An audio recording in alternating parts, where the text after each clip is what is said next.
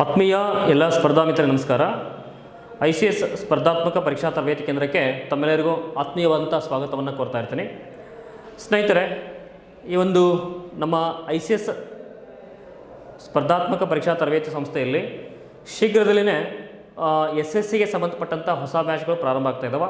ಜೊತೆಗೆ ಈ forest guard ರೀಸೆಂಟಾಗಿ ಏನು ಕರೀತಾರೆ ನೋಡಿ, ಅರಣ್ಯ ರಕ್ಷಕ, ಅದರ ಬಗ್ಗೆಯೂ ಕೂಡ ನಮ್ಮಲ್ಲಿ ಒಂದು ತರಬೇತಿ ಪ್ರಾರಂಭ ಆಗ್ತಾ ಇದೆ. ಹೊಸ ಬ್ಯಾಚ್ಗಳು ಸ್ಟಾರ್ಟ್ ಆಗ್ತಾ ಇದ್ದಾವೆ. ದೆನ್ PSI ಕ್ರ್ಯಾಶ್ ಕೋರ್ಸ್ ಆಗಿರ್ಬೋದು, ದೆನ್ ಮುಂಬರ್ತಕ್ಕಂಥ PDO ನೋಟಿಫಿಕೇಷನ್ ಆಗಿರ್ಬೋದು, ದೆನ್ ಎಲ್ಲ ಸ್ಪರ್ಧಾತ್ಮಕ ಪರೀಕ್ಷೆಗಳಿಗೆ ಕುರಿತಾಗಿರ್ತಕ್ಕಂಥ ತರಬೇತಿಗೆ ಹೊಸ ಬ್ಯಾಚ್ಗಳು ಶೀಘ್ರದಲ್ಲಿ ಪ್ರಾರಂಭ ಆಗ್ತಾ ಇದೆ. ವಿಶೇಷವಾಗಿ ಈ ಒಂದು ಅವಧಿಯಲ್ಲಿ ಅಥವಾ ಈ ಒಂದು ವಿಡಿಯೋದಲ್ಲಿ ನಾನು ನಿಮಗೆ SSC ಪರೀಕ್ಷೆಗೆ ಸಂಬಂಧಪಟ್ಟಂಥ ಸಂಪೂರ್ಣವಾಗಿರ್ತಕ್ಕಂಥ ಮಾಹಿತಿಯನ್ನು ತಿಳಿಸ್ಕೊಡ್ತಾ ಬರ್ತಾ ಇರ್ತೀನಿ. ಸೊ ಎಲ್ಲರೂ ಕೂಡ ಒಂದು ಸರಿ ನೋಡ್ತಾ ಬನ್ನಿ. Thank you.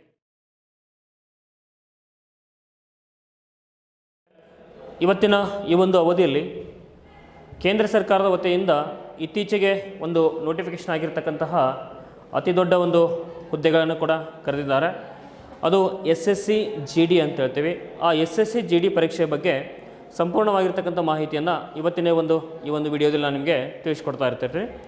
So first of all ನೋಡಿ, SSC GD ಅಂತ ಬಂದಾಗ ರೀಸೆಂಟಾಗಿ ಇದನ್ನು ನೋಟಿಫಿಕೇಷನ್ ಮಾಡಿದ್ದಾರೆ. Dates of submission of online applications ಅಂದರೆ ಆನ್ಲೈನ್ ಅಪ್ಲಿಕೇಶನ್ ಆಲ್ರೆಡಿ ಸ್ಟಾರ್ಟ್ ಆಗಿದೆ.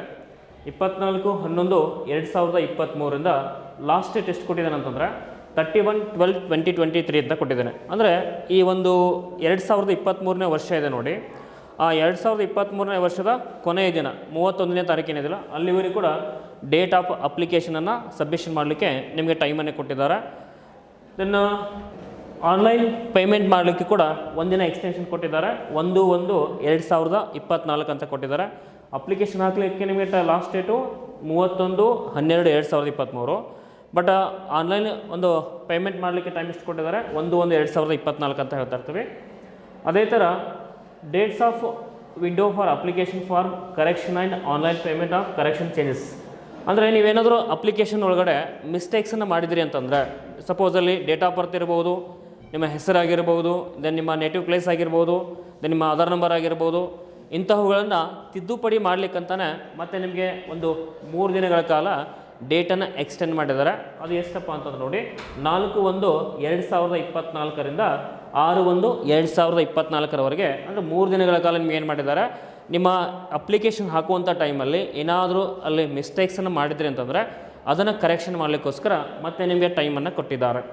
ಹಾಗಾದರೆ ಈ ಎಕ್ಸಾಮಿನೇಷನ್ಸ್ ಯಾವಾಗ ಬರ್ಬೋದು ಸರ ಅಂತ ನೀವು ಕ್ವಶನ್ ಕೇಳ್ಬೋದು.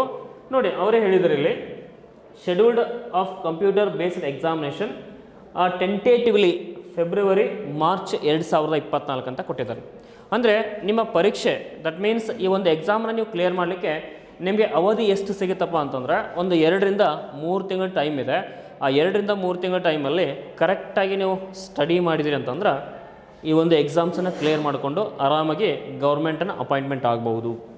ನೋಡಿ, ಹಾಗಾದರೆ ಏನೇನು ಬರ್ತಾ ಇರ್ತಿಲ್ಲಿ ಈ ಒಂದು SSC GD ಒಳಗಡೆ ಏನೇನು ಸರ್ವಿಸಸ್ ಬರ್ತಾ ಇದ್ದಾವೆ, ಯಾವ್ಯಾವ ಒಂದು ಸರ್ವಿಸಸ್ಗಳಿಗೆ ರಿಕ್ರೂಟ್ಮೆಂಟ್ ಮಾಡ್ಕೋತಾ ಇದ್ದಾರೆ ಅನ್ನೋದನ್ನು ನೋಡ್ತಾ ಬರೋಣ. Government strives to have a work force which reflects gender balance and women candidates are encourage to apply ಅಂತ ಹೇಳ್ತಿದ್ದಾನೆ. ನೋಡಿ, as per the recruitment scheme formulated by the Ministry of Home Affairs and as per the Memorandum of Understanding signed between Ministry of Home Affairs and Staff Selection Commission, the Staff Selection Commission will conduct an open competitive examination for recruitment to the post of Constable General Duty in Border Security Force. ಅಂದರೆ BSF, border security force ಅಂತಂದರೆ ನಮ್ಮ ದೇಶದ ಒಂದು border ಏನಿದೆ ನೋಡಿ, ಅಲ್ಲಾಗಿರ್ಬೋದು work ಮಾಡಲಿಕ್ಕೆ. Then central industrial security force ಅಂತ ಹೇಳ್ತಿದ್ದಾರೆ, CISF ಅಂತ ಹೇಳ್ತಿದ್ದಾರೆ.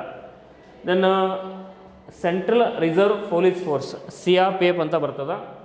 Indo Tibetan border police, that is ITBP ಅಂತ ಹೇಳ್ತಾ ಇರ್ತೀವಿ. Then Sashastra Seema Bal, then secretariat security force SSF ಅಂತ ಬರ್ತದೆ. And rifleman general duty in Assam rifles AR ಅಂತ ಬರ್ತದೆ ರೀ. The recruitment process will consist of computer based examination, CBE ಅಂತ ಬರ್ತದೆ. ಅಂದರೆ ಈ SSC GD ಒಳಗಡೆ ಇಷ್ಟು ಒಂದು ಸರ್ವಿಸಸ್ಗಳಿಗೆ ಏನು ಮಾಡ್ತಾ ಇದ್ದಾರೆ, ರಿಕ್ರೂಟ್ಮೆಂಟನ್ನು ಮಾಡ್ಕೋತಾ ಇದ್ದಾರೆ. Border security force, then CISF, CRPF, ITBP, Assam rifles, then ಅಲ್ಲಿ SSF ಇವೆಲ್ಲಕ್ಕೆ ಬರ್ತದೆ. ಸೊ ಅದನ್ನು ನೋಡಿ, physical standard test, physical efficiency test, medical examinations and document verification. ಅಂದರೆ ಒಟ್ಟು ಇಲ್ಲಿ 4 ಹಂತದ ಪರೀಕ್ಷೆ ಬರ್ತದೆ ರೀ. ಫಸ್ಟ್ ಒನ್ನು CBT ಅಂತ ಬರ್ತದೆ, ಕಂಪ್ಯೂಟರ್ ಬೇಸ್ಡ್ ಟೆಸ್ಟ್ ಅಂತಂದ್ಬಿಟ್ಟು. Then after physical test, then PET ಅಂತ ಬರ್ತದೆ, then medical examinations, then last one ರೀ ನಿಮ್ಮ ಡಾಕ್ಯುಮೆಂಟ್ ವೆರಿಫಿಕೇಷನ್ ಅಂತ ಬರ್ತಕ್ಕಂಥದ್ದು. ಈ 4 ಹಂತದಲ್ಲಿ ಈ ಒಂದು ಪರೀಕ್ಷೆ ನಡೀತಾ ಅಂತ ಹೇಳ್ತಾ ಇರ್ತೀವಿ. The examinations will B advertise by SSC based vacancy intimate by MHA ಅಂದರೆ ಮಿನಿಸ್ಟ್ರಿ ಆಫ್ ಹೋಮ್ ಅಫೇರ್ಸ್ ಅಂತ ಹೇಳ್ತಾ ಇರ್ತೀವಿ. Applications will be accepted through online mode only, ಅಂದರೆ ಯಾವುದೇ ಥರನಾಗಿರ್ತಕ್ಕಂಥ ಆಫ್ಲೈನ್ ಮೋಡಲ್ಲಿ ಇದನ್ನು ನಾವು ಅಪ್ಲೈ ಮಾಡೋಕ್ಕೆ ಬರೋಂಗಿಲ್ಲ.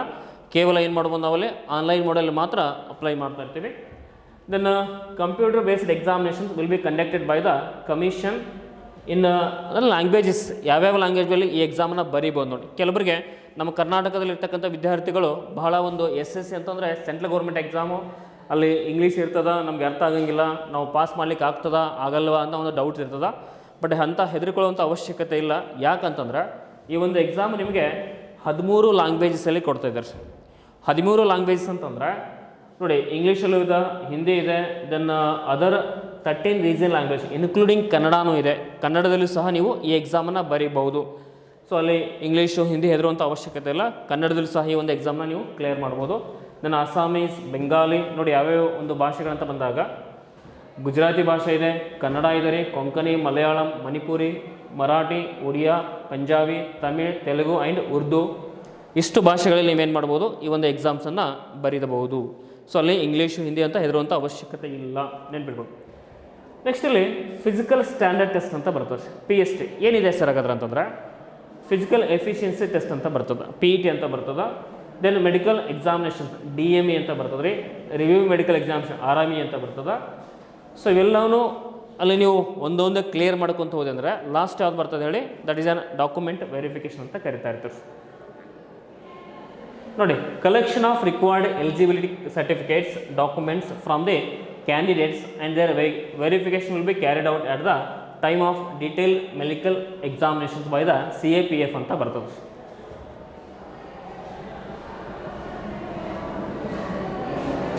ನೋಡಿ ಹಾಗಾದರೆ ಇಲ್ಲಿ ಪೇ ಸ್ಕೇಲ್ ಏನಿದೆ ನೋಡೋಣ. ಈ ಒಂದು SSC GD ಪೇ ಸ್ಕೇಲ್ ಇದೆ ಅಂತಂದ್ರೆ 21,700 ಸ್ಟಾರ್ಟ್ ಆಗುತ್ತೆ ನಿಮ್ಮ ಪೇ ಸ್ಕೇಲು.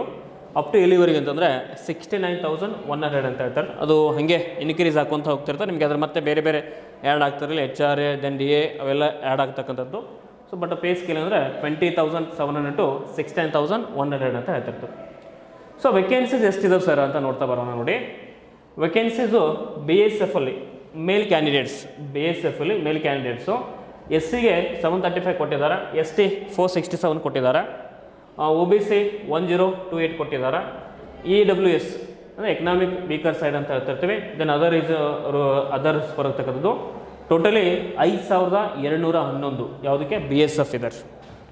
ಅದೇ ಥರ CISF ಎಷ್ಟು ಕೊಟ್ಟಿದ್ದಾರೆ ಅಂತಂದರೆ ಟೋಟಲಿ SCಗೆ 1,506, STಗೆ 974, OBCಗೆ 2,196, EWS 1,086 ಕೊಟ್ಟಿದ್ದಾರೆ. ದೆನ್ ಇವ 4,151 ಕೊಟ್ಟಿದ್ದಾರೆ. ಟೋಟಲಿ ಕೌಂಟ್ ಮಾಡಿದಾಗ ಅಲ್ಲಿ 9,913 ಅಂತ ಹೇಳ್ತೀವಿ. ದೆನ್ CRPF ಅಂತ ಬಂದಾಗ ನೋಡಿ, SC 461, ST 294, OBC 688 ಇದೆ, EWS 509 ಕೊಟ್ಟಿದ್ದಾರೆ. ದೆನ್ ಯುವ 1314 ಅಂದರೆ 1,314 ಕೊಟ್ಟಿದ್ದಾರೆ. ಟೋಟಲಾಗಿ ನಿಮಗೆ 3,266 ಯಾವುದಿದು CRPF.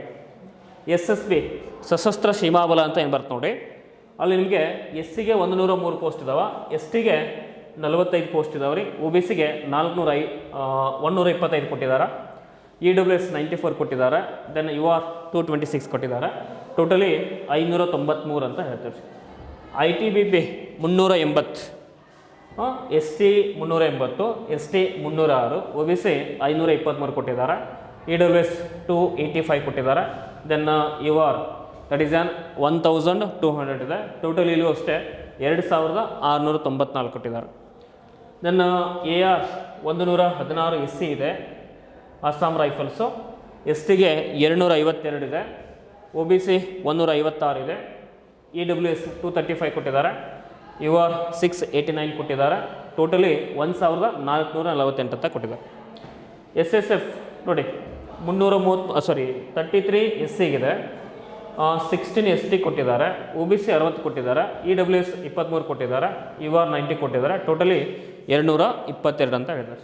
ಹಾಗಾದರೆ ಇಲ್ಲಿ ಟೋಟಲಾಗಿ ಕೌಂಟ್ ಮಾಡಿದಾಗ ನೋಡಿ ಒಟ್ಟು ಹುದ್ದೆಗಳು ಅಂದರೆ ಪುರುಷರಿಗಿರ್ತಕ್ಕಂಥ ಹುದ್ದೆಗಳು 23,347 ಅಂತ ಹೇಳ್ತಾ ಇರ್ತಾರೆ. ಟೋಟಲಿ ಪುರುಷರಿರ್ತಕ್ಕಂಥ ಹುದ್ದೆಗಳು 23,347. ಒಂಥರ ನಮ್ಮ ಇಡೀ ದೇಶದಲ್ಲೇ ಇರ್ತಕ್ಕಂಥದ್ದು ಒಂದು ದೊಡ್ಡದಾಗಿರ್ತಕ್ಕಂಥ ನೇಮಕಾತಿ ಅಂತಲೇ ಹೇಳ್ತಾ ಇರ್ತೀವಿ. ಸ್ವಲ್ಪ ನೀವು ಇಲ್ಲಿ ಜಾಸ್ತಿ ಒಂದು ಏನಪ್ಪ ಅಂತಂದರೆ ಎಫರ್ಟ್ ಮಾಡಿದ್ರಿ ಅಂತಂದರೆ ಆದಷ್ಟು ಈ ಒಂದು ಹುದ್ದೆಯನ್ನು ನೀವು ಪಡೆದುಕೊಳ್ಳಿಕ್ಕೆ ನಿಮಗೆ ಸಾಧ್ಯ ಆಗ್ತಾ ಇರ್ತದೆ. ಅದೇ ಥರ ಫಿಮೇಲ್ ಕ್ಯಾಂಡಿಡೇಟಲ್ಲೂ ಕೂಡ ನೋಡಿ ಎಸ್ ಸಿಗೆ ಬಿ ಎಸ್ ಎಫಲ್ಲಿ 138 ಕೊಟ್ಟಿದ್ದಾರೆ, ಎಸ್ ಟಿ 83 ಇದೆ, ಒ ಬಿ ಸಿ 199 ಇದೆ, ಇ ಡಬ್ಲ್ಯೂ ಎಸ್ 181 ಇದೆ. ಟೋಟಲಿ 963 ಅಂತ ಹೇಳ್ತಾ ಇರ್ತೀವಿ. Then C I S F 164 S C, S T 103 ಇದೆ, ಒ ಬಿ ಸಿ 244 ಇದೆ ರೀ, ಇ ಡಬ್ಲ್ಯೂ ಎಸ್ಸು 125 ಇದೆ, ಯು ಆರ್ 476 ಇದೆ. ಟೋಟಲಾಗಿ 1112 ಅಂತ ಹೇಳ್ತೀವಿ. C R P F S C 2 ಇದೆ ರೀ, ಎಸ್ ಟಿ 1 ಇದೆ, ಒ ಬಿ ಸಿ 13 ಇದೆ, ಇ ಡಬ್ಲ್ಯೂ ಎಸ್ 10 ಇದೆ, ಯು ಆರ್ 45 ಇದೆ. ಟೋಟಲಿ 71 ಇದೆ ರೀ. ದೆನ್ ಎಸ್ ಎಸ್ ಪಿ ಅಂತ ಬಂದಾಗ S C 16, S T 1, O B C 6, E W S ಕೊಟ್ಟಿಲ್ಲ, ಯು ಆರ್ 19 ಇದೆ ರೀ. Totally 42. Then I T B P ಅಂತ ಬಂದಾಗ ನೋಡಿ ಎಸ್ ಸಿ 74 ಇದೆ, ಎಸ್ ಟಿ 54 ಇದೆ, ಒ ಬಿ ಸಿ 99 ಇದೆ, ಇ ಡಬ್ಲ್ಯೂ ಎಸ್ 38 ಇದೆ, ಯು ಆರ್ 230 ಇದೆ. ಟೋಟಲಿ 495 ಇದೆ. ಅದೇ ಥರ Assam rifles S C 3 candidate, S T 0, O B C 3 candidates ಇದ್ದಾರೆ, ಇ ಡಬ್ಲ್ಯೂ ಎಸ್ 7 ಕೊಟ್ಟಿದ್ದಾರೆ, ಯು ಆರ್ 30 ಇದೆ. ಟೋಟಲಿ 74 ಇದೆ, ಟೋಟಲಿ 42 ಇದೆ. S S F S C 11 ಇದೆ, ಎಸ್ ಟಿ 6 ಇದೆ, ಒ ಬಿ ಸಿ 20 ಇದೆ, ಇ ಡಬ್ಲ್ಯೂ ಎಸ್ 7 ಕೊಟ್ಟಿದ್ದಾರೆ, ಯು ಆರ್ 30 ಕೊಟ್ಟಿದ್ದಾರೆ. ಟೋಟಲಿ 74 ಅಂತ ಹೇಳ್ತೀವಿ. ಅಂದರೆ ಇಲ್ಲಿ ಪುರುಷರಿಗೆ ಇರ್ತಕ್ಕಂಥ ಒಟ್ಟು ಹುದ್ದೆಗಳು 23,347 ಅಂತ ಹೇಳ್ತೀವಿ. ಮಹಿಳೆಯರಿಗೆ ಇರ್ತಕ್ಕಂಥ ಒಟ್ಟು ಹುದ್ದೆಗಳು 2,799 ಅಂತ ಹೇಳ್ತಾರೆ. ಅಲ್ಲಿ ಪುರುಷರು ಕೂಡ ಪಾರ್ಟಿಸಿಪೇಟ್ ಮಾಡ್ಬೋದು, ಮಹಿಳೆಯರು ಕೂಡ ಪಾರ್ಟಿಸಿಪೇಟ್ ಮಾಡ್ಬೋದು. ನೋಡಿ ನೆಕ್ಸ್ಟ್ ಹಾಗಾದರೆ the vacancies are tentative. Any change in the number of vacancies will be intimated through the website of the commission. ಅಂದರೆ ಇಲ್ಲಿ ಇಷ್ಟಂತ ಕೊಟ್ಟಿದ್ದಾರೆ. ಇವಾಗ ದೆನ್ ಏನಾದರೂ ಇದರಲ್ಲಿ ಚೇಂಜಸ್ಗಳು ಆಗ್ತಾ ಇತ್ತು ಅಂತಂದರೆ ವೇಕೆನ್ಸಿ ಹೆಚ್ಚು ಆಗ್ಬೋದು, ಕಮ್ಮಿನೂ ಆಗ್ಬೋದು. ಅದನ್ನು ಮತ್ತೆ ನಿಮ್ಗೆ ಏನು ಮಾಡ್ತಾರಲ್ಲ ವೆಬ್ಸೈಟಲ್ಲಿ ತಿಳಿಸ್ತೀವಿ ಅಂತ ಹೇಳ್ತಿದ್ದಾರೆ. 10% vacancies are earmarked for ex-servicemen.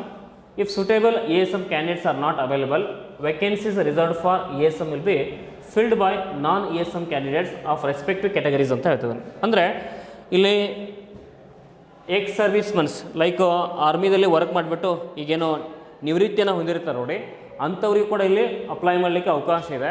But ಆ ಎಕ್ಸ್ ಸರ್ವಿಸ್ಮನ್ಸ್ಗಳು ನಮಗೆ ಸರಿಯಾಗಿ ಸಿಗಲಿಲ್ಲಪ್ಪ ಅಂತಂದರೆ, ಆ ರಿಸರ್ವ್ ಪ್ರಕಾರ ನಮ್ಗೆ ಸಿಗಲಿಲ್ಲ ಅಂತಂದರೆ, ಆ ಎಕ್ಸ್ ಸರ್ವಿಸ್ಮನ್ ಇರ್ತಕ್ಕಂಥ ಒಂದು ಏನು ಪೋಸ್ಟ್ ಇದಾವಲ್ಲ ಅವ್ರು ಏನು ಮಾಡ್ತಾರೆ, ಈ ನಾನ್ ಎಕ್ಸ್ ಸರ್ವಿಸ್ಮನ್ ಇರ್ತಾರಲ್ಲ ಅಂಥವ್ರಿಗೆ ಅಲಾಟ್ ಮಾಡ್ತೀವಿ ಅಂತಂದ್ಬಿಟ್ಟು ಹೇಳ್ತಿದ್ದಾರೆ.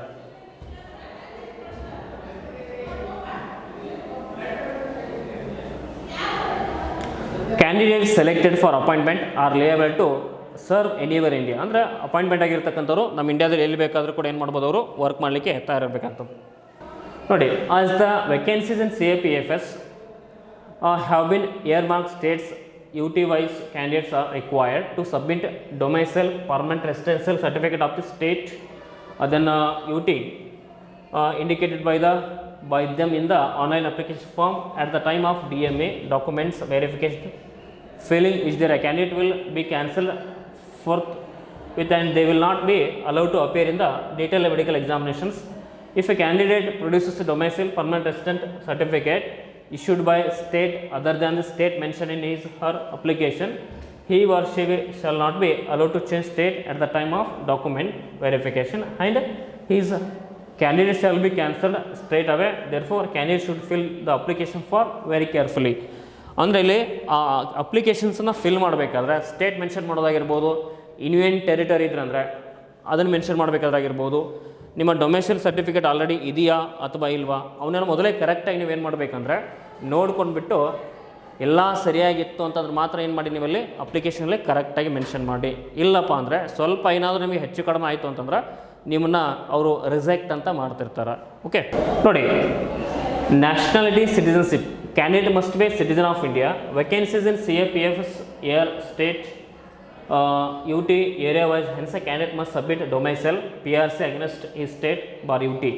ಅಂದರೆ ನಿಮಗೆ ಇಲ್ಲಿ ಡೊಮೈಸೈಲ್ ಸರ್ಟಿಫಿಕೇಟನ್ನು ಕಡ್ಡಾಯವಾಗಿ ತೆಗೆಸ್ಕೊಳ್ಳಬೇಕು. ಬಿಕಾಸ್ ಆಫ್ ದ್ಯಾಟ್ ಇಲ್ಲಿ ಕಂಪಲ್ಸರಿ ಅಂತ ಹೇಳ್ತಿದ್ದಾರೆ.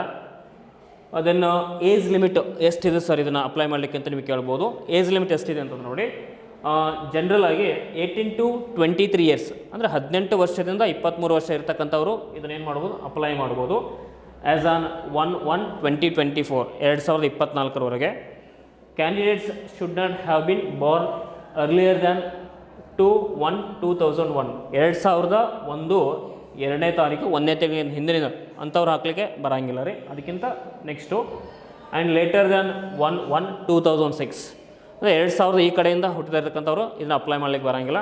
ಇನ್ ಬಿಟ್ವೀನ್ ಏನಪ್ಪ ಅಂತಂದರೆ ಈ 2001 ಮತ್ತು 2006 ಈ ಇಯರಲ್ಲಿ ಯಾರು ಹುಟ್ಟಿರ್ತಾರೆ ಅಂಥವ್ರು ಏನು ಮಾಡ್ಬೋದು, ಈ ಒಂದು ಅಪ್ಲಿಕೇಶನನ್ನು ಹಾಕ್ಬೋದು. ದೆನ್ ನೋಡಿ, ಏಜ್ ರಿಲ್ಯಾಕ್ಸೇಷನ್ ಕೂಡ ಇದೆ ಇಲ್ಲಿ ಕೆಲವೊಂದಿಷ್ಟು ಕೆಟಗರಿಗಳಿಗೆ. SC ST ಕೆಟಗರಿಗೆ 5 ವರ್ಷದ್ರು ಕೂಡ ಏನು ಮಾಡಿದಾರೆ, ಏಜ್ ರಿಲ್ಯಾಕ್ಸೇಷನ್ ಕೊಟ್ಟಿದ್ದಾರೆ. ಅಂದರೆ 28 ವರ್ಷದ್ರು ಕೂಡ ಅವ್ರು ಏನು ಮಾಡ್ಬೋದು, SC ST ಕೆಟಗರಿ ಇತ್ತು ಅಂತಂದರೆ ಅಪ್ಲೈಯನ್ನು ಮಾಡ್ಬೋದು. ಅದೇ ಥರ OBC ಕ್ಯಾಂಡಿಡೇಟ್ಸ್ಗಳಿಗೆ 3 ವರ್ಷದವರೆಗೆ ಏಜ್ ರಿಲ್ಯಾಕ್ಸೇಷನ್ ಕೊಟ್ಟಿದ್ದಾರೆ. ಅಂದರೆ ಇಲ್ಲಿ 23 ಇದೆ, ರಿಮೈನಿಂಗ್ 3 ಅಂತಂದರೆ ಅರೌಂಡ್ 26 26 ವರ್ಷ ಕೂಡ ಅವರು ಏನು ಮಾಡ್ಬೋದು, ಅಪ್ಲಿಕೇಶನನ್ನು ಹಾಕ್ಬೋದು. ಎಕ್ಸ್ ಸರ್ವಿಸ್ ಮೆನ್ಸ್ಗಳಿಗೆ 3 years after deduction of the military service rendered from the actual age as on the date of recording ಅಂತ ಹೇಳ್ತಿದ್ದಾರೆ. ಅಂದರೆ ಅವ್ರ ಸರ್ವಿಸನ್ನು ಬಿಟ್ಟು 3 ವರ್ಷದ ಒಳಗಿತ್ತು ಅಂತಂದರೆ ಅಂಥವ್ರು ಏನು ಮಾಡ್ಬೋದು, ಈ ಅಪ್ಲಿಕೇಶನನ್ನು ಹಾಕ್ಬೋದು. 3 ವರ್ಷ ದಾಟಿತ್ತು ಅಂತಂದರೆ ಅವ್ರು ಅಪ್ಲೈ ಮಾಡಲಿಕ್ಕೆ ಬರಲ್ಲ. ಈ ಉದಾಹರಣೆಗೆ 2020ರಲ್ಲಿ ಸರ್ವಿಸ್ ಮುಗಿದಿತ್ತು ಅಂತಂದರೆ 21, 22, 23 ಸೊ 3 ವರ್ಷದ ಒಳಗಿತ್ತು ಅಂದರೆ ಅವ್ರು ಅಪ್ಲೈ ಮಾಡ್ಬೋದು. ಸಪೋಸ್ ಅಲ್ಲಿ 2018, 19 ಅವಾಗ ಅವರು ಏನು ಮಾಡಿದರೆ ನಿವೃತ್ತಿ ಹೊಂದ್ಬಿಟ್ಟು ಇವಾಗ ಅಪ್ಲೈ ಮಾಡ್ತೀವಿ ಅಂತಂದರೆ ಅಂಥವ್ರಿಗೆ ಇದು ಬರೋಂಗಿಲ್ಲ ಅಂತ ಹೇಳ್ತಾ ಇರ್ತೀವಿ. ನೆಕ್ಸ್ಟ್ ನೋಡಿ, childrens and the dependent of victims killed in the 1984 years communal years 2002 in Gujarat unreserved ABS ಅಂಥವ್ರಿಗೆ 5 ವರ್ಷ ಕೊಟ್ಟಿದ್ದಾರೆ. Children and dependent of victims killed in the 1984 years of communal years of 2002 in Gujarat OBC ಅವರಿಗೆ 8 ವರ್ಷ ಕೊಟ್ಟಿದ್ದಾರೆ. Dependent on victims 10 years ಅಂತ ಕೊಟ್ಟಿದ್ದಾರೆ. 1984 years of communal years 2002 in Gujarat SC ST ಅವರಿಗೆ 10 ವರ್ಷ ಕೊಟ್ಟಿದ್ದಾರೆ. ಕೆಲವಿಷ್ಟು ಗಲಭೆಗಳೇನಂತ ನೋಡಿ, ಅಂಥವರಲ್ಲಿ ಯಾರು ಡೆತ್ ಆಗಿದಾರಲ್ಲ ಅಂಥ ಒಂದು ರಿಸರ್ವ್ಡ್ ಕ್ಯಾಂಡಿಡೇಟ್ ಇರ್ತಕ್ಕಂಥವ್ರಿಗೆ ಕ್ಯಾಟಗರಿ ಅವರಿಗೆ ಸ್ವಲ್ಪ ಏಜ್ ರಿಲ್ಯಾಕ್ಸೇಷನ್ ಕೂಡ ಇಲ್ಲಿ ಕೊಟ್ಟಿದ್ದಾರೆ. ಎಜುಕೇಷನ್ ಕ್ವಾಲಿಫಿಕೇಷನ್ ನೋಡಿ, must and should education qualification ಏನಿದೆ ಸರ್ ಇಲ್ಲಿ ಅಂತ ನೀವು ಕೇಳ್ಬೋದು. ಬಹಳ ಏನಿಲ್ಲ, ನೀವು ಡಿಗ್ರಿ ಓದಬೇಕು ಅಂತ ಓದಬೇಕಂತೇನಿಲ್ಲ. The candidates must have passed matriculation or 10th class of examination from a recognised board or university ಅಂತ ಹೇಳ್ತಾರೆ. ಅಂದರೆ ಇಲ್ಲಿ ಎಜುಕೇಷನ್ ಕ್ವಾಲಿಫಿಕೇಷನ್ ಏನಿದೆ ಕೇವಲ SSLC ಇದೆ. ನೀವು ಅಲ್ಲಿ ಪರ್ಸಂಟೇಜ್ ಎಷ್ಟು ಮಾಡಬೇಕಂತೇನಿಲ್ಲ, ನೀವು ಎಷ್ಟು ಪರ್ಸಂಟೇಜ್ ಮಾಡಿ, ಪರ್ಸಂಟೇಜ್ ಅಂತ ಕ್ಯಾಲ್ಕುಲೇಟ್ ಆಗಲ್ಲ ಇಲ್ಲಿ, ಜಸ್ಟ್ ಪಾಸ್ ಆದರೆ ಸಾಕು. But SSLC qualification must and should ಆಗಲೇಬೇಕು. who have not acquired the essential education qualification as on the stipulated date will not be eligible and need not to apply ಅಂತ ಹೇಳ್ತಿರ್ತಾನೆ. SLC pass ಆದರೆ ಸಾಕು. Then ನಿಮ್ಮ ಹೈಸ್ಕೂಲಲ್ಲಿ NCC ಅಂತ ಮಾಡ್ತಾ ಇರ್ತೀರಿ. NCC ತೆಗೊಂಡಿರ್ತಕ್ಕಂಥವ್ರಿಗೆ ಇಲ್ಲಿ ಕೆಲವೊಂದಿಷ್ಟು ಮಾರ್ಕ್ಸನ್ನು ನಿಮಗೆ ಕೊಡ್ತಾ ಇರ್ತಾನೆ. ಸೊ ನೋಡಿ, NCC ನಿಮ್ಮಲ್ಲಿ C ಸರ್ಟಿಫಿಕೇಟ್ ಇತ್ತು ಅಂತಂದರೆ 5% of the maximum marks of the examination ಅಂತ ಹೇಳ್ತಾನೆ. 5% ಮಾರ್ಕ್ಸನ್ನು ನಿಮಗೆ ಅವರು ಕೊಡ್ತಿರ್ತಾರೆ. ಅದೇ ಥರ ನಿಮ್ಮಲ್ಲಿ NCC B ಸರ್ಟಿಫಿಕೇಟ್ ಇತ್ತು ಅಂತಂದರೆ 3% of the maximum marks of the examination ಅಂತ ಹೇಳ್ತಿದ್ದಾರೆ. ಅದು 3% ಮಾರ್ಕ್ಸನ್ನು ಕೊಡ್ತಾ ಇರ್ತಾರಲ್ಲಿ. NCC ನಿಮ್ಮಲ್ಲಿ A ಸರ್ಟಿಫಿಕೇಟ್ ಇತ್ತು ಅಂತಂದರೆ 2% of the maximum marks of the ಎಕ್ಸಾಮಿನೇಷನ್ಸನ್ನು ಕೊಡ್ತಿದ್ರಲ್ಲಿ 2% ಕೊಡ್ತಕ್ಕಂಥದ್ದು. ನಿಮ್ಮಲ್ಲಿ NCC ಸರ್ಟಿಫಿಕೇಟ್ ಇತ್ತು ಅಂತಂದರೆ ಇದು ಸಹ ನಿಮಗೆ ಒಂದು ಅಡ್ವಾಂಟೇಜ್ ಅಂತ ಹೇಳ್ತಾ ಇರ್ತೀವಿ. ಅಪ್ಲಿಕೇಶನ್ ಫೀ ಇದೆಯಾ ಸರ್ ಅಂತ ನೀವು ಕೇಳ್ಬೋದು. ಎಸ್ ನೋಡಿ, ಇಲ್ಲಿ ಅಪ್ಲಿಕೇಶನ್ ಫೀ 100 rupees ಇದೆ. How many candidates? Any candidates belong to scheduled caste, scheduled tribes and ex-servicemen eligible for reservation are exempted from a payment of fee. ಅಂದರೆ ಜನರಲ್ ಇದ್ದವ್ರಿಗೆ ಇಲ್ಲಿ 100 ರೂಪೀಸ್ ಫೀಸ್ ಇದೆ. But SC ST then ASM ex serviceman ಅಂಥವ್ರಿಗೆ ಇಲ್ಲಿ ಯಾವುದೇ ಥರನಾಗಿರ್ತಕ್ಕಂಥ ಫೀಯಿಂದ ವಿನಾಯಿತಿ ಇದೆ ಅಂತ ಹೇಳ್ತಾ ಇರ್ತಾರೆ. ಅವ್ರಿಗೆ ಅಮೌಂಟ್ ಇರೋಂಗಿಲ್ಲ. So fee can be paid online through ಭೀಮ್, UPI, net banking by using Visa, Master card, then Maestro, RuPay, credit or debit cards. ಅಂದರೆ ನೀವು ಇಲ್ಲಿ ಏನು ಮಾಡ್ಬೋದು, ಆನ್ಲೈನ್ ಥ್ರೂ ಪೇಮೆಂಟನ್ನು ಮಾಡ್ಬೋದು. ಅದು UPI ಇರ್ಬೋದು, ಕ್ರೆಡಿಟ್ ಕಾರ್ಡ್ ಇರ್ಬೋದು ರೀ, ರೂಪೇ ಕಾರ್ಡ್ ಇರ್ಬೋದು, ಯಾವುದ್ರ ಮೂಲಕ ಕೂಡ ನೀವು ಮಾಡಬಹುದು. ನೋಡಿ, ಸೆಂಟರ್ ಆಫ್ ಎಕ್ಸಾಮಿನೇಷನ್ಸ್ ನೀವು ಎಲ್ಲೆಲ್ಲಿ ತಗೊಳ್ಬೋದು.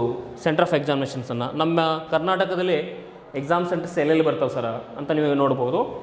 ಸೊ ಎಲ್ಲೆಲ್ಲಿ ಬರ್ತಾವೆ ಅಂತಂದ್ರೆ ಬೆಂಗಳೂರಿದೆ, ಬೆಳಗಾವಿ ಇದೆ ರೀ, ಕರ್ನಾಟಕ ಕೇರಳ ರೀಜಿಯನು, ಮಂಗಳೂರಿದೆ, ಕಲಬುರಗಿ ಇದೆ, ಮೈಸೂರಿದೆ, ಶಿವಮೊಗ್ಗ ಇದೆ ರೀ, ಹುಬ್ಬಳ್ಳಿ ಇದೆ, ಉಡುಪಿ ಇದೆ. ಕೇರಳ ರೀಜಿಯನಲ್ಲಿ ಎರ್ನಾಕುಲಮು, ಕೊಲ್ಲಮ್ಮು, ಕೊಟ್ಟಾಯಮು, ಕೋಚಿಕೋಡು, ತಿರುವನಂತಪುರಮು, ತ್ರಿಸೂರು. ಅದರಲ್ಲಿ ಕರ್ನಾಟಕ ಕೇರಳ ರೀಜನ್ ಎರಡೂ ಸೇರಿಸ್ಕೊಟ್ಟಿದ್ದಾನೆ. ಹಾಗಾಗಿ ನಮ್ಮ ಕರ್ನಾಟಕದಲ್ಲಿ ಸ್ಪೆಸಿಫಿಕ್ ಅಂತ ಬಂದಾಗ ಬೆಂಗಳೂರಿದೆ, ಬೆಳಗಾವಿ ಇದೆ ರೀ, ಕಲಬುರಗಿ ಇದೆ. ಬೆಂಗಳೂರು ನೀರು ಹಾಕ್ತಕ್ಕಂಥವ್ರು ಬೆಂಗಳೂರು ತೊಗೋಬೋದು, ಬೆಳಗಾವಿ ನೀರು ಹಾಕ್ತವ್ರು ಬೆಳಗಾವಿ ತೊಗೋಬೋದು, ಕಲಬುರಗಿ ನೀರು ಹಾಕ್ತಕ್ಕಂಥವ್ರು ಕಲಬುರಗಿ ತೊಗೊಳ್ಬೋದು, ಧಾರವಾಡ ನೀರು ಹಾಕ್ತಕ್ಕಂಥವ್ರು ಹುಬ್ಬಳ್ಳಿ ತೊಗೋಬೋದು, ಶಿವಮೊಗ್ಗ ನೀರು ಹಾಕ್ತಕ್ಕಂಥವ್ರು ಶಿವಮೊಗ್ಗ ತೊಗೋಬೋದು, ಉಡುಪಿನೂ ಇದೆ. ಅಂದರೆ ಆಲ್ಮೋಸ್ಟು ನಮ್ಮಲ್ಲಿ ಕರ್ನಾಟಕದಲ್ಲಿ ಒಂದು ದೊಡ್ಡ ದೊಡ್ಡ ಸಿಟಿ ಇದೆಯಲ್ಲ ಅಲ್ಲೆಲ್ಲ ಎಕ್ಸಾಮ್ ಸೆಂಟರ್ಸ್ ಇದಾವೆ. ನೀವು ಅಲ್ಲಿ ಬೇರೆ ಒಂದೇ ಕಡೆ ಹೋಗಬೇಕನ್ನೋವಂಥ ಅವಶ್ಯಕತೆಯೂ ಇಲ್ಲ. ನೋಡಿ, ನೆಕ್ಸ್ಟ್ ಇಲ್ಲಿ ವೆರಿ ಇಂಪಾರ್ಟೆಂಟ್ ಆಗಿರ್ತಕ್ಕಂಥದ್ದು ಸ್ಕೀಮ್ ಆಫ್ ಎಕ್ಸಾಮಿನೇಷನ್ಸ್ ಯಾವ ರೀತಿಯಾಗಿದೆ. ಇಲ್ಲಿ ಎಕ್ಸಾಮಿನೇಷನ್ ಯಾವ ಥರ ಇದೆ ನೋಡಿ. ಈ ನೀವು ಅದರ್ ದ್ಯಾನ್ ಬೇರೆ ಎಕ್ಸಾಮ್ಸನ್ನು ಬರೀಬೇಕು ಅಂತಂದ್ರೆ ಅಲ್ಲಿ GK ಪೇಪರ್ ಅಂತ ಬರ್ತದೆ.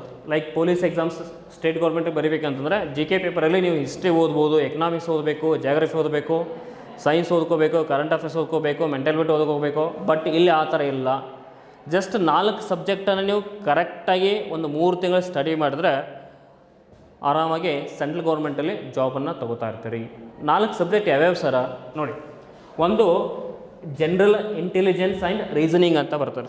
General intelligence and reasoning questions ಎಷ್ಟು ಅಂದರೆ 20 ಕ್ವಶನ್ಸ್ ಇರ್ತಾವೆ. ಮ್ಯಾಕ್ಸಿಮಮ್ ಮಾರ್ಕ್ಸು 40 ಇರ್ತದೆ. ಅಂದರೆ ಈಚ್ ಕ್ವಶನ್ ಕ್ಯಾರಿಂಗ್ 2 ಮಾರ್ಕ್ಸ್ ಇರ್ತದೆ ಇಲ್ಲಿ. General intelligence and reasoning. Then general knowledge and general awareness ಅಂತ ಬರ್ತಾರೆ. General knowledge and general awareness ಇದು ಕೂಡ same 20 questions 40 marks. Each question carrying 2 marks ಅಲ್ಲಿ ಕೂಡ. ಅದೇ ಥರ ಎಲಿಮೆಂಟರಿ ಮ್ಯಾಥಮೆಟಿಕ್ಸ್ ಅಂತ ಬರ್ತದೆ. Same thing 20 questions 40 marks.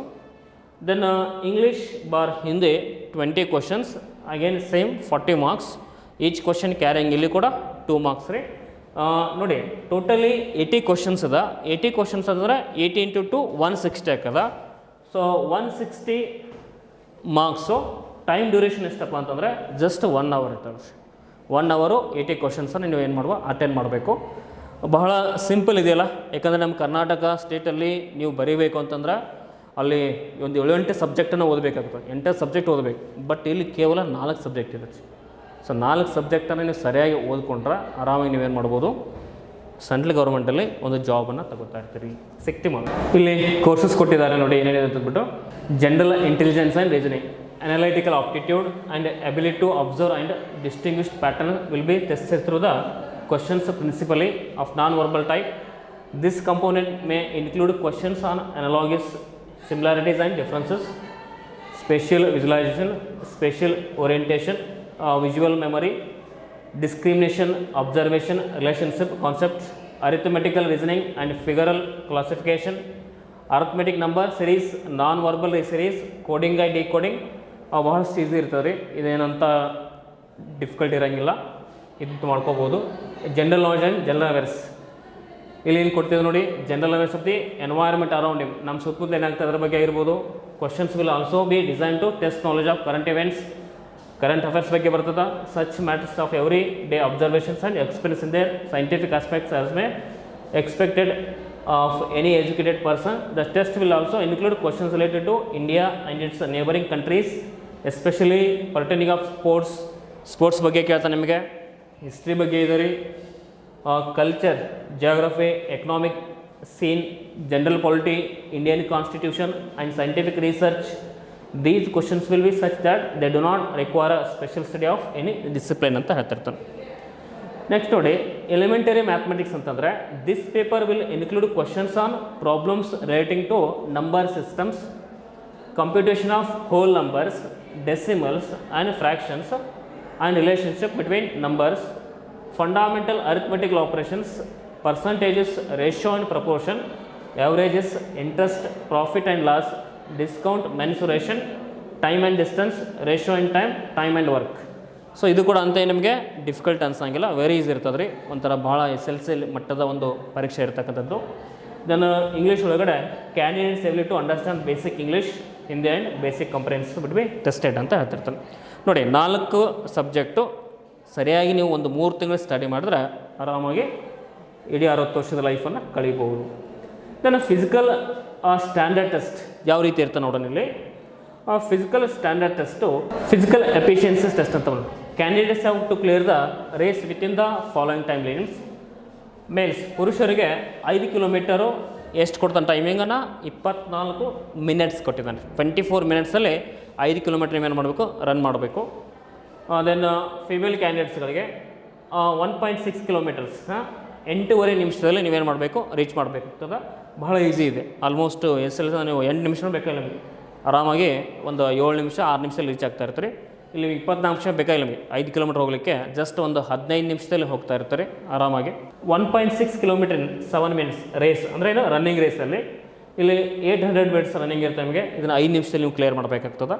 So physical standard test ಅಂತ ಬಂದಾಗ ನೋಡಿ, ಹೈಟ್ ಎಷ್ಟು ಇರಬೇಕು ಸರ್ ಅಂತಂದ್ರೆ, ಮೇಲ್ ಕ್ಯಾಂಡಿಡೇಟ್ಸ್ ಹೈಟು 170 ಸೆಂಟಿಮೀಟರ್ ಇರಬೇಕು, 170 ಹೈಟ್ ಇರಬೇಕು. ಫೀಮೇಲ್ ಕ್ಯಾಂಡಿಡೇಟ್ಸು 157 ಸೆಂಟಿಮೀಟರ್ ಇರಬೇಕು. ದೆನ್ ಕೆಲವೊಂದಿಷ್ಟು ರಿಲ್ಯಾಕ್ಸೇಷನ್ ಇದೆ ಇಲ್ಲಿ, ಏನಪ್ಪ ಅಂತಂದ್ರೆ all candidates belong to scheduled tribes ಅಂತ SC ಕ್ಯಾಂಡಿಡೇಟ್ಸ್ಗಳಿಗೆ ಮೇಲ್ ಕ್ಯಾಂಡಿಡೇಟ್ಸ್ ಇತ್ತು ಅಂತಂದರೆ 162.5 ಇರಬೇಕಾಗ್ತದೆ. ಫಿಮೇಲ್ ಕ್ಯಾಂಡಿಡೇಟ್ಸ್ ಇದ್ರು ಅಂತಂದರೆ 150 ಸೆಂಟಿಮೀಟರ್ ಇರ್ತಕ್ಕಂಥದ್ದು. ಅದೇ ಥರ tribe candidates of north eastern states ಅಂತ ಕೊಟ್ಟಿದ್ದಾರೆ. ನಾರ್ತ್ ಈಸ್ಟ್ ಸ್ಟೇಟ್ಸಲ್ಲಿರೋರು that is 157, female candidates 147. Because of ಅಲ್ಲಿ ಏನಾಗಿದೆ ರೀ, ಆ ಒಂದು ಏರಿಯಾ ಪ್ರಕಾರವಾಗಿ ಅವರ ಎತ್ತರ ಭಾಳಷ್ಟು ಕಡಿಮೆ ಇರ್ತದೆ. ಹಾಗಾಗಿ ಆ್ಯಸ್ ಕಂಪೇರ್ ಟು ಬೇರೆ ಒಂದು ಇಂಡಿಯಾದಲ್ಲಿರ್ತಕ್ಕಂಥ ಜನರು ಕಂಪೇರ್ ಮಾಡಿದ್ರೆ ನಾರ್ತ್ ಈಸ್ಟ್ ಸ್ಟೇಟಲ್ಲಿರ್ತಕ್ಕಂಥ ಹೈಟ್ ಕಡಿಮೆ ಇರ್ತದೆ. ಸೊ ಹಾಗಾಗಿ ಏನು ಮಾಡಿದ್ದಾರೆ, ಸ್ವಲ್ಪ ರಿಲ್ಯಾಕ್ಸೇಷನ್ ಕೊಟ್ಟಿದ್ದಾರೆ.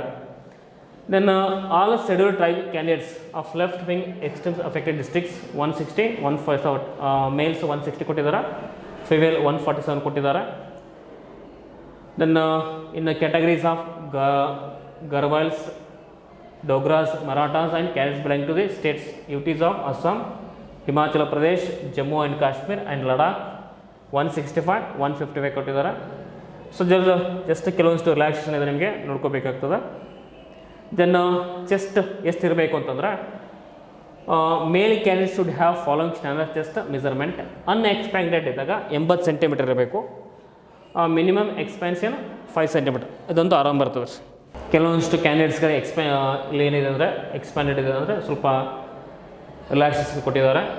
ಶೆಡ್ಯೂಲ್ ಟ್ರೈಬ್ಸ್ ಇತ್ತು ಅಂದರೆ 76 ನಾರ್ಮಲ್ ಆಗಿದ್ದಾಗ ಮಿನಿಮಮ್ ಎಕ್ಸ್ಪ್ಯಾನ್ಷನು 5 ಸೆಂಟಿಮೀಟರ್ ಕೊಟ್ಟಿದ್ದಾರೆ.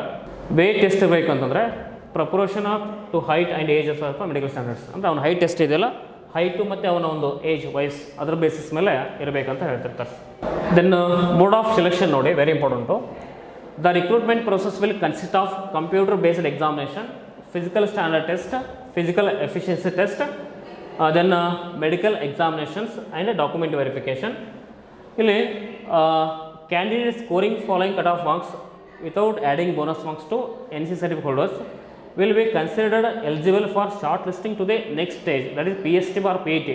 ಅಂದರೆ ನೀವೇನೋ ಎಕ್ಸಾಮ್ಸ್ ನಡೀತದೆ ನೋಡಿ, ಅಲ್ಲಿ ಕನಿಷ್ಠ ನಿಮಗೆ ಇಂತಿಷ್ಟು ಮಿನಿಮಮ್ ಸ್ಕೋರಿಂಗ್ ಮಾರ್ಕ್ಸ್ ಇರಲೇಬೇಕಂತ. ನೆಕ್ಸ್ಟ್ ಲೆವೆಲ್ ನೀವು ಹೋಗಬೇಕು ಅಂತಂದರೆ ಇಂತಿಷ್ಟು ಮಿನಿಮಮ್ ಮಾರ್ಕ್ಸನ್ನು ನೀವು ತೊಗೊಳ್ಳೇಬೇಕು. ಅದು ಎಷ್ಟು ಅಂತಂದ್ರೆ ನೋಡಿ, ಅನ್ರಿಸರ್ವ್ಡ್ ಕ್ಯಾಂಡಿಡೇಟ್ಸು ಮಿನಿಮಮ್ 30% ಮಾರ್ಕ್ಸ್ ತೊಗೊಳ್ಳೇಬೇಕು. 160 30% ಅಂದರೆ ಎಷ್ಟಾಗುತ್ತೆ ನೋಡಿ, ಅಲ್ಲಿ ಕ್ಯಾಲ್ಕುಲೇಟ್ ಮಾಡಿ. ದಟ್ ಇಸ್ 16 ಅಂದರೆ 16 × 3 ಎಷ್ಟಾಗುತ್ತೆ ನೋಡಿ, 48 ಆಗ್ತದೆ. ಸೊ ಅಷ್ಟು ಮಾರ್ಕ್ಸ್ ನೀವು ಮಿನಿಮಮ್ ಆಗಿ ತೊಗೊಳ್ಳೇಬೇಕು.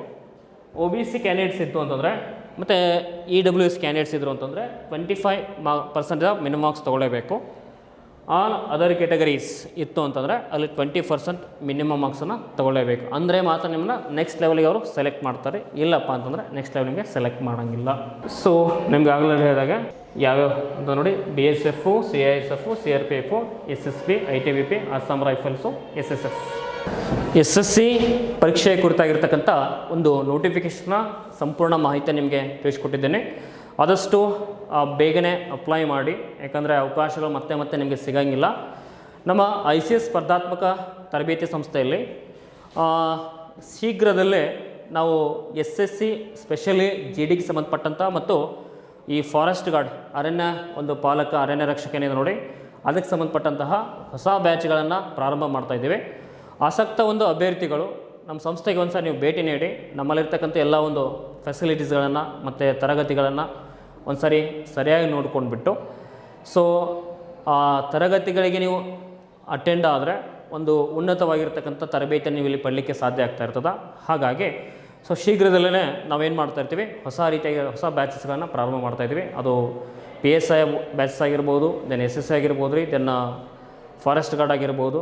ಹಾಗಾಗಿ ನಮ್ಮ ಸಂಸ್ಥೆಗೆ ಒಂದು ಸಾರಿ ಭೇಟಿ ನೀಡಿ ಇಲ್ಲಿರ್ತಕ್ಕಂಥ ತರಬೇತಿಯನ್ನು ಒಂದು ಸಾರಿ ನೋಡಿ ಒಳ್ಳೆಯ ತರಬೇತಿಯನ್ನು ಪಡ್ಕೊಂಡು ನೀವು ಸಹ ಒಂದು ಉನ್ನತ ಅಧಿಕಾರಿಗಳಾಗಿ ಹೋಗ್ಬೋದು ಅಂತ ನಮ್ಮ ಆಶಯ. ಸೊ ಸ್ನೇಹಿತರೆ, ಈ ಒಂದು ಸೆಷನನ್ನು ಇಲ್ಲಿಗೆ ನಾನು ಮುಗಿಸ್ತಾ ಇರ್ತೀನಿ. ಎಲ್ಲರಿಗೂ ನಮಸ್ಕಾರ, ಧನ್ಯವಾದಗಳು.